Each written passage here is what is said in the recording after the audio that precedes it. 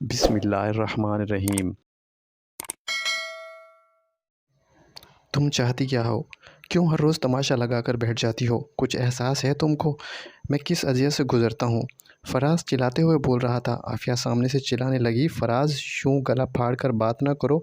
कितनी बार कहा है तुमसे मुझे नई वॉशिंग मशीन ला दो, लेकिन हर बार टाल-मटोल कर देते हो। कोई नया बहाना करके तुम कब ला कर दोगे? मरती तो मैं हूँ, ठंडे पानी से कपड़े धोकर मुँह यहाँ मुलाज़मा बनकर तो नहीं आई। फ़राज़ गुस्से से बोला, आफ़िया तुम्हारा बकवास सुन कर मैं थक गया हूँ। जानती भी हो मेरे हालात कैसे हैं। मैं एक-एक रुपया जमा करके सोच रहा हूँ अपना घर बना लूँ। कब तक किराए के घर में ज़लील होते रहेंगे? लेकिन तुमको वॉशिंग मशीन लेनी है, मैं मोबाइल महँगा लेना है। तुम्हारे अपने टशन पूरे नहीं होते। आफ़िया ने मोबाइल उठाया, दीवार के साथ मारा। यही तुमको नज़र आता है ना? भाड़ में जाए। तुम्हारा मोबाइल हर रोज़ यही ताना देते हो। तुम आफ़िया को कमरे से बाहर चली गई। फ़राज़ गाली देकर बोला, आफ़िया खुदा की कसम मैं ज़हर खाकर मर जाऊँगा। मैं बहुत थक गया हूँ, अब नहीं कर सकता बर्दाश्त। अब आफ़िया बाहर हॉल में बैठी रोने लगी। फ़राज़ कमरे में बैठा हुआ था। सारा दिन फ़राह ऑफ़िस में काम किया आया, आफ़िया ने तमाशा लगा दिया। शायद आफ़िया हक़ पर थी और फ़राज़ भी, दोनों अपनी जगह ठीक हों। फ़राज़ को भूख लगी थी। बिस्तर पर करवट बदल रहा था। रात के 12 बज गए। आफ़िया हॉल में बैठी रो रही थी। रात भर दोनों तड़पते रहे। ऑफ़िस फ़राज़ बात से सुने फ़राज़ को ऑफ़िस में बुलाया। फ़राज़ ने सलाम किया, सर आपने मुझे बुलाया है। अब्बास फ़राज़ से मुखातिब हुआ, देखिए फ़राज़ साहब आजकल बिज़नेस बहुत मंदा चल रहा है, मार्केट काफ़ी गिर चुकी है। माज़रत के साथ आपके लिए अब मेरे पास कोई जॉब नहीं है। प्राइवेट कंपनी में अकाउंटेंट था। आफ़िया भी पढ़ी लिखी थी। फ़राज़ दिन भर बाज़ार में बैठा रहा, कहीं कोई जॉब मिल जाए। क्या करूं? घर का रेंट देना है, बिजली का बिल, गैस, ऊपर से आफ़िया की डिमांड। वो एक दुकान के सीढ़ियों पर बैठा रहा था। फिर शाम ढल गई, चांदनी रात सड़क से चलने लगा। ठंडी हवा चल रही थी, सर्दी बहुत ज़्यादा थी। सारा दिन भूखा रहा, खाना कैसे खा सकता था? दिल का सुकून था। धुंध छाने लगी। 1 घंटे से मुसलसल पैदल चल रहा था। घर पहुंचा, रात के 10 बज चुके थे। आफ़िया सो चुकी थी, जिस्म में थकावट, दिल में बेचैनी। फिर वज़ू किया, इशा की नमाज़ अदा की। अल्लाह पाक मेरी मदद फरमा, मैं बहुत परेशान हूँ। कुछ न बनाया था, भूख से बुरा हाल था। कुछ खाने के लिए बनाने लगा, खाना बनाते हुए बुरी तरह जल गया। खाना भूल गया।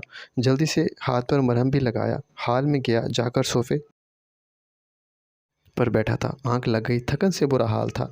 बैठे-बैठे सो गया। चूल्हे पर देगची पड़ी हुई थी, इसमें प्याज डाला हुआ था। सुबह आफ़िया उठी, देखा बेड पर फ़राज़ नहीं था। गुस्से से बोला, ना जाने कहाँ आवारागर्दी कर रहा होगा, भाड़ में जाए। नहीं, एहसास इसको तो मैं भी क्यों करूँ। कमरे से बाहर आई फ़राज़ सोफ़े पर बैठे-बैठे सोया हुआ था। जूते भी ना उतारे थे, ना ड्रेस चेंज किया था। आफ़िया किचन में गई, देखा देगची चूल्हे पर चढ़ाई हुई थी, इसमें प्याज़ और ऑयल था। समझ गई फ़राज़ खाना बना रहा था रात को। फिर सोचने लगी, अच्छा रहने दो, ऐसे ही इसकी अकल ठिकाने आ जाएगी। मुझे तो कुछ समझता नहीं है, मेरी परवाह नहीं करता। फ़राज़ की आँख खुली, आज़ाद आवाज़ दी, आफ़िया बात सुनो।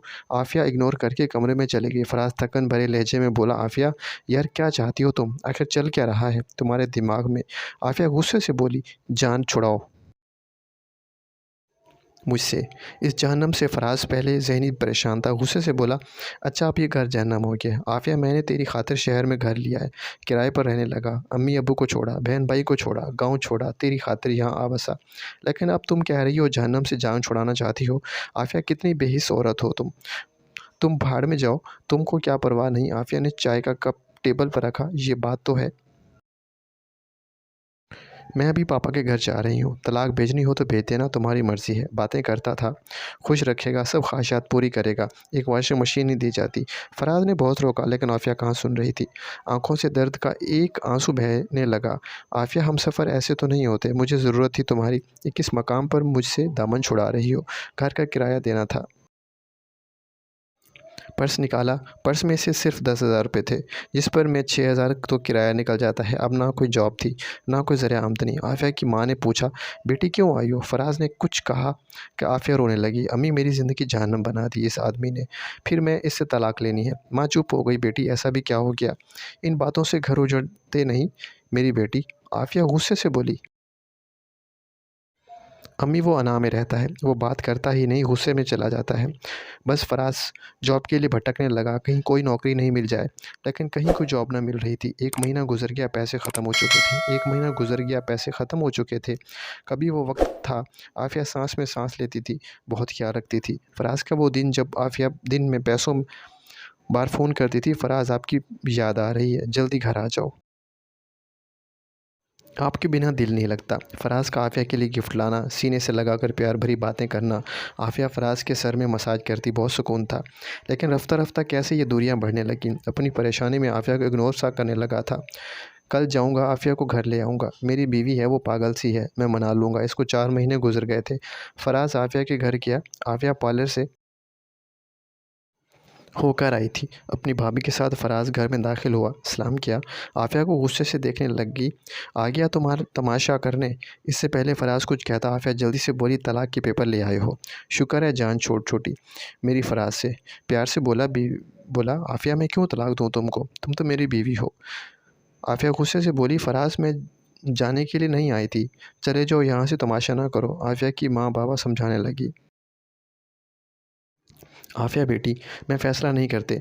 बाबा ने कहा तुम दोनों अकेले में एक दूसरे से बात कर लो। कमरे में बैठे फ़राज़ हमदर्दी से बोला, आफ़िया पागल, जिस दिन तुम आई थी तुम्हें पता है मेरा हाथ कितना जल गया था। बेवफ़ा, मेरा हाल तक नहीं पूछा। अच्छा, मैं घर छोड़ना चाह आकर बहुत उदास हूँ। पता है तो तेरे हाथ का बिना खाना खाने की आदत हो चुकी है। बहुत मिस करता हूँ। चलो कान पकड़कर सॉरी करता हूँ। तलाक जैसी गलत बात नहीं करते। माफ़ी माँगता हूँ, मैं गलत था। आ जाओ आफ़िया, अपने घर चलते हैं। लेकिन आफ़िया बज़िद थी। नहीं फ़राज़, एक शर्त है। घर में वॉशिंग मशीन और ज़रूरत का सामान ला कर रखो, फिर आना। फिर कुछ सोचूंगी। फ़राज़ प्यार से बोला, पागल, जानती हो 4 माह से जॉब ढूंढ रहा हूँ। जिस दिन ऑफिस से निकाला गया था उसी दिन तुम भी छोड़ आई। लेकिन आफ़िया बस चाहती थी सिर्फ फ़राज़ का सामान घर में लाओ। पहले फ्रिज भी ख़राब जाओ। अब फ़राज़ खामोश हो गया, फिर घर चला गया। दोस्त ने बताया, यार एक होटल में वेटर की वैकेंसी है, चाहो तो वहाँ ट्रैफिक ट्राई कर सकते हो। बस ढूँढते डूबते को तिनके का सहारा था। वेटर की जॉब कर लगने लगा।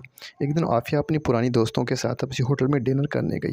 काफ़ी टाइम के बाद मुलाकात हुई। एक दूसरे दोस्त पूछने लगी, अरे यार, तूने अपने हस्बैंड